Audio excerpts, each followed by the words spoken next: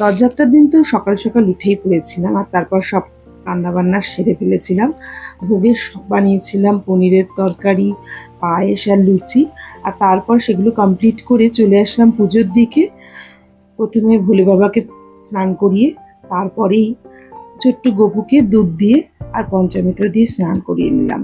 তারপর পরিয়ে দিলাম এই নতুন এই ড্রেসটা।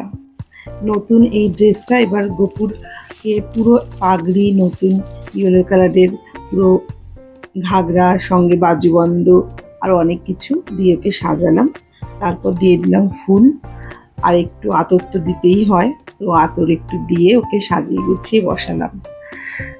তারপরে ভোগে যা যা বানিয়েছিলাম একে একে সেগুলো এনে সুন্দর করে সাজিয়ে দিলাম।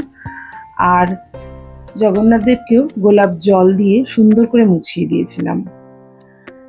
তো এইভাবেই করলাম, পুরো পুজোর আয়োজন সারলাম আর ফুল দিয়ে সুন্দর করে সাজালাম। আর সাদা ফুলে দেখো আমার ছোট্ট গপুকে কত সুন্দর লাগছে। সাদা ফুল দিয়ে সাজানোতে আরও যেন গপুর রূপ আরও 4 গুণ খুলেছে। এইভাবেই সুন্দর করে পুজো কমপ্লিট করলাম। চলো, আজকের মতো রথযাত্রার পুরো গল্পটা তোমাদের সঙ্গে শেয়ার করলাম। আজকের মতো আসি, আবার নেক্সট কোনো ব্লগে গল্প হবে।